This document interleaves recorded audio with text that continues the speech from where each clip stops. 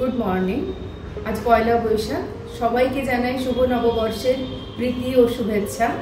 বড়দের জানাই আমার প্রণাম, ছোটদের জানাই আমার ভালোবাসা। এই বছরটা সবার খুব ভালো কাটুক, সবার সব স্বপ্ন সার্থক হোক, সবাই খুব ভালো থেকো। নববর্ষ এইভাবেই শুরু করব ভেবে রেখেছিলাম। সকালে উঠে তৈরি হয়ে নিচ্ছি, একটু মন্দিরে যাব। এখানে দুটো মন্দিরে যাব। এখানে আমাদের একদম বাড়ির পাশেই একটি মন্দির আছে, যে মন্দিরে আমরা সবসময় যাই, আর গড়িয়ার ভবতারিণী মন্দিরে।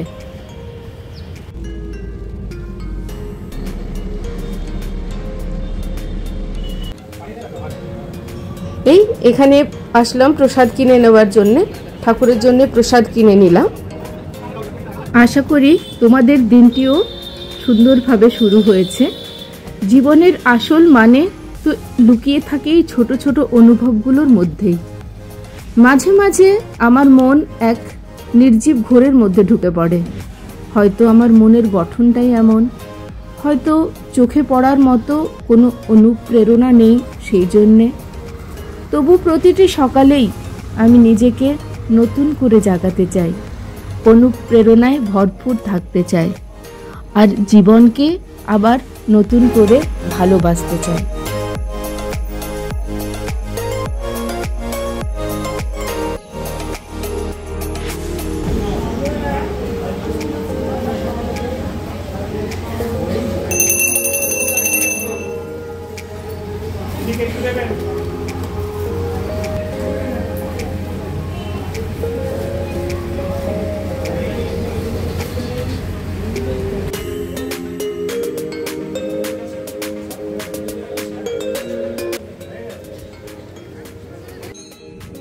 এই মন্দিরের অধিষ্ঠাত্রী দেবী ভবতারিণী দেবী, কালীর এক রূপ, যিনি তার করুণাময় স্বভাব আর জন্ম মৃত্যুর চক্র থেকে আত্মাকে মুক্তি দেওয়ার ক্ষমতার জন্য পরিচিত। মায়ের এক পাশে ঠাকুর শ্রী রামকৃষ্ণ, অন্য পাশে সারদা দেবী। আরও দুটি মন্দির আছে, ভগবান বিষ্ণুর মন্দির আর শিব ঠাকুরের মন্দির। এখানের পরিবেশ ভীষণ শান্তিপূর্ণ। মন্দিরে সবার ব্যবহার খুব ভালো, খুব ভালো লাগবে। আমি অঞ্জলি দিয়ে নিয়েছিলাম। কিছুক্ষণ মন্দিরে বসে থাকলাম, ওখান থেকে একটুও আসতে ইচ্ছে করছিল না। তোমাদেরও মন্দিরটা একবার ভালো করে দেখিয়ে দিই।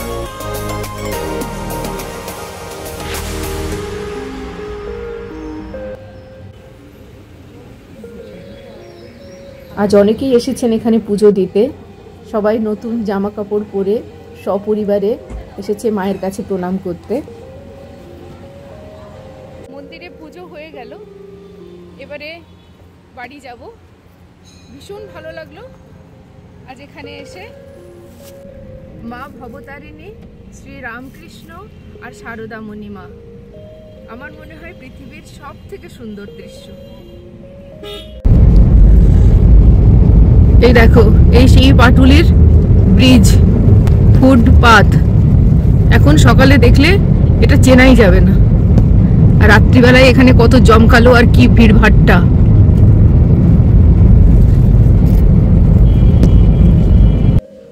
নববর্ষের সকালটা তো যেমন ভেবেছিলাম ঠিক তেমনি শুরু করতে পারলাম। সে ভগবানের কাছে অনেক অনেক ধন্যবাদ।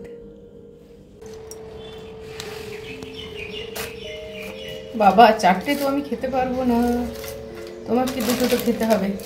চাটনিগুলো সব একই চাটনি না ডিফারেন্ট ডিফারেন্ট চাটনি? এই যে জলেবি। নববর্ষের সকালটা এইভাবেই কাটালাম। এরপরে রান্না করেছিলাম আমার মায়ের পাঠানো একটা মাছের রেসিপি, কিন্তু সেটা পরের ব্লগে। শুভ নববর্ষ জানিয়ে আজকের পর্ব এখানেই শেষ করব। ভালো থেকো সবাই, আবার দেখা হবে।